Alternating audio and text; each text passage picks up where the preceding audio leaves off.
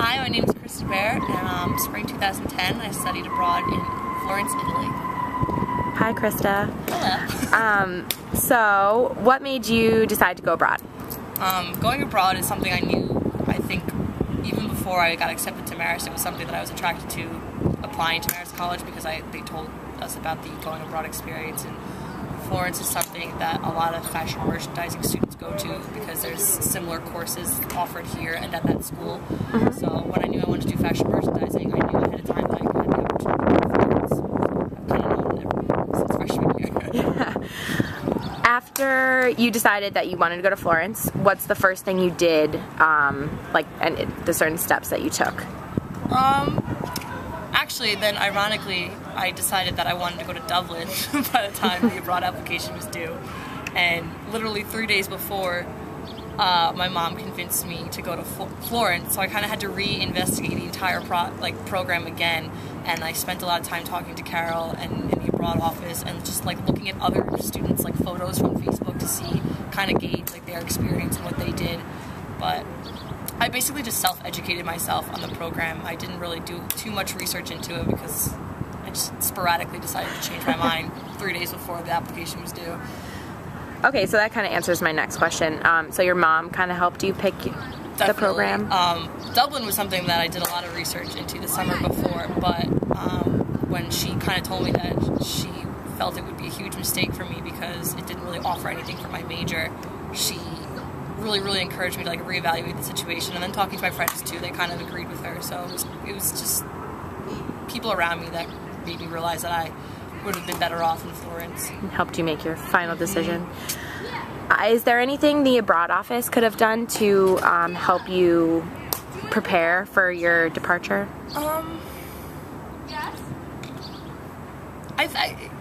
The woman Carol does a lot, sending you emails, and at the time I kind of felt like they weren't doing enough to prepare me. I still had so many questions, but then I actually had a good friend of mine who just got back from Italy as well, and she went through West Virginia, and they told them absolutely nothing. It was everything they had to figure out for themselves. So even though I kind of felt like at the time I wasn't prepared, they really do a lot for you, and especially with the visa thing, she takes care of it for you. She goes to New York and does everything for you, so that's like a big weight off your shoulders. I guess just some of the information that they give you is like generic stuff. It's not any personal stories, kind of similar to what you're doing here. It's just like stuff you could read in a book or whatever that guy is, famous travel dude. It's stuff you could read in a book. It's not anything personal. So opportunities like this, seeing people's stories, I think would have really helped me and eased my mind before traveling. So I guess in comparison to your friend, do you think that you felt like you were prepared when you were on the plane? Definitely, yeah. I mean, looking back now, I kind of felt really bad for her because I was like, wow, your school doesn't do any of this for you? And she was like, no, they literally just say you're accepted, but you have to figure out everything for yourself. Marist hooked us up with a travel agent that pretty much gave us a great rate on our ticket, so we all traveled together, so you didn't have to, even though we got there, we didn't know what we were doing, we were all, there was 88 students together, we were all in the same boat, and even the school there, which it's affiliated with Marist, I don't know if they're brother schools or something like that, but there is a Marist office in the Florence campus.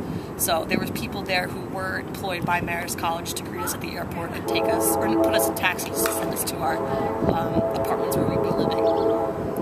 So what did you think of the classes once you got to Florence? And was there any type of orientation that kind of... Yeah, there was actually an orientation on the first day, and it's interesting because I remember sitting there and her talking about culture shock, and I was like, what? That's not going to happen to me at all. I'm so happy to be here. I can't imagine not wanting to be here at all. And then a few weeks in, I was like, oh my god, this is definitely what she was talking about. There was times when I was afraid to leave the apartment because I was like, I don't know how to ask somebody how to get somewhere or how to do something. But Florence is a really cool city in that if you make an attempt to try and speak Italian, they'll help you out and start speaking English to you. But if you right off the bat just approach them in English, they're a bit turned off. But in terms of the orientation, they gave you a map. They told you where all your classes were going to be. And then Marist even has its own individual orientation in the main campus where they tell you specific things that relate just to you as Marist LDM, Lorenzo de Medici students, that not all of the students that are that are there for the semester have to do. So there was specific stuff for just merit students as well. And did you go into your time in Florence with any expectations, like how different were they from? I thought it was gonna be like a Mary Kate and Ashley movie where like I was gonna be riding around on like a Vespa and just being like ciao, ciao Bella. Like I literally thought I was just gonna be like jet setting.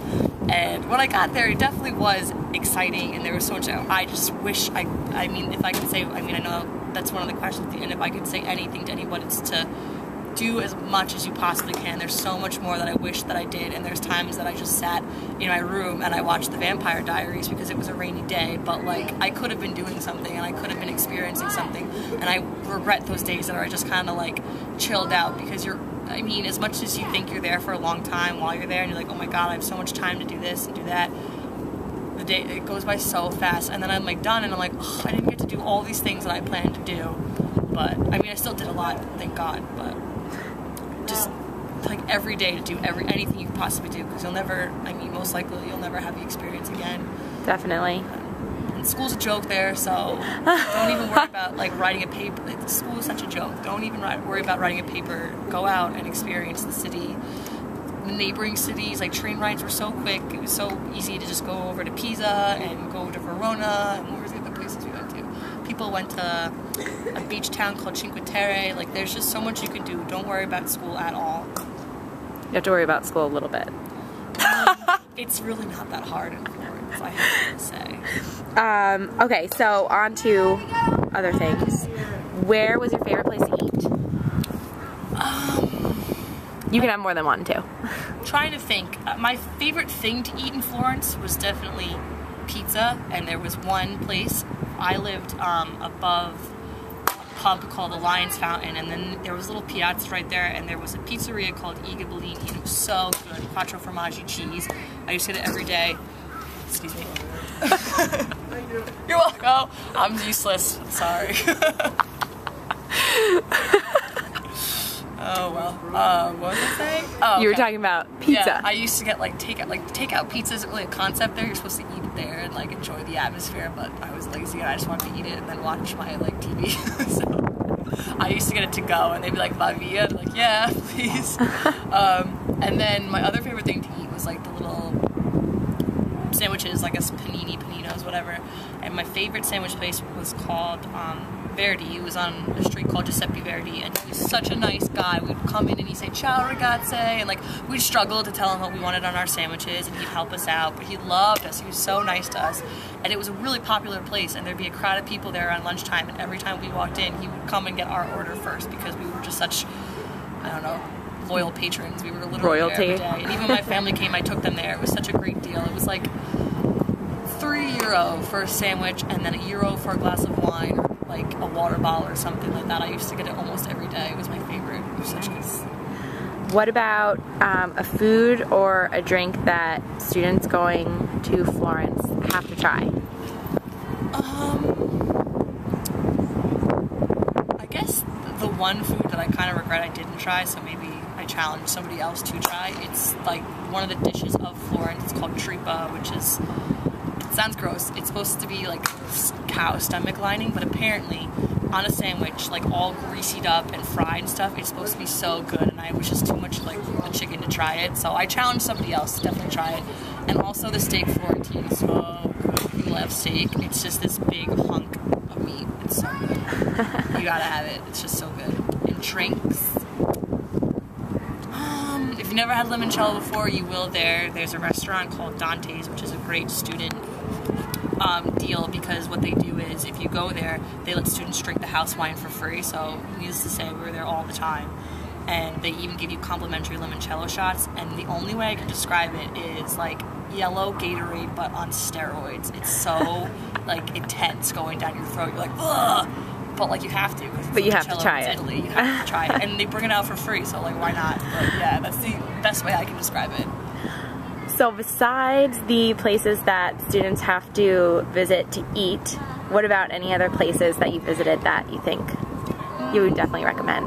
My favorite place to go in Florence, I guess, would be the Boboli Gardens. They're just so cool. Like, they made me think of when I was little and watching that movie Secret Gardens, because there's just like all different directions you can go in, and there's little mazes and ponds and statues to look at, so like you could spend all day there, like all day. It's like Central Park but for Florence. It's just such a cool place. Florence is mostly like museums and stuff like that. So obviously you kind of have to do it. But the one thing I told everyone to do when they came to visit me was climb to the top of the Duomo, because it's the coolest sight you'll ever see. And you get to walk inside the walls of the Duomo and go all the way up the top of the dome. And it's so cool. It's like the coolest thing you'll ever see when you get to the top. That's my recommendation. That's a good one. And what about the place with really good deal, well, other than food, I guess, really good deals, or a place that you went that you got a whole bunch of your souvenirs from to bring home? My souvenirs I mostly got at like the leather market. Where was it? It was by... Oh, I know exactly where the neighborhood is now, and I can't think of the name. But it's kind of by one of the campuses. It's by the main campus. Oh my god, it's bothering me now that I can't think of the name. It's a huge leather market, and it goes on for like miles. It's right by the Centro Mercado, which is where everyone gets like their fish and their meat and stuff like that. And it's this huge outdoor market, and that's where I got all my souvenirs. I got like great leather wallets that like look like ostrich for like, I got 3 for $25. Like, it was just great stuff. And then, I mean, mostly every Marist student knows to go to Bugallo, but if you don't, go to Bugallo. It's on Via Proconsolo, and it's the place for Marist students to hang out, because usually there's students that live right above it. It's a huge ass apartment. If you're lucky enough to get it, good for you, because it's awesome. And if you go to Bugallo, they have a student drink special where for for €10, you get 3 drinks, but you don't have to have it that night. They give you like a little card so you can keep it for the next night, or you can have all 3 in one night if you're feeling bold. But it's what everyone did. That's the pregame spot. It's a great place to hang out. The staff there were so nice. Everyone, Giorgio loved us as Marist students, and Maggie, who works with him behind the bar, they just like were really good people. They were so nice to us. They just like embraced us, and that was our place to hang out. So definitely go there. Okay. Was there any place that you thought was a little overhyped in Florence, that if students had a limited amount of time? It's unfortunate to say, but the Uffizi. Everyone tells you to go to the Uffizi. It's supposed to be like this crazy museum, but like after the 3rd floor of like religious portraits and like naked people, you're just, it's not, I mean, luckily I went with my mom, so she paid for the ticket, but I didn't think it was. I would encourage people to go to the Academia more, because that's where the David is, and even though that also had similar religious artwork, the David is like a sight to see. You have to see it. His foot is like the size of our house. Like, it's just insane to think that one person did this and carved it by hand. It's just, it's mind-boggling. Like, you literally stand there for 15 minutes and just are like, how this happened? But the Uffizi I kind of thought was overrated.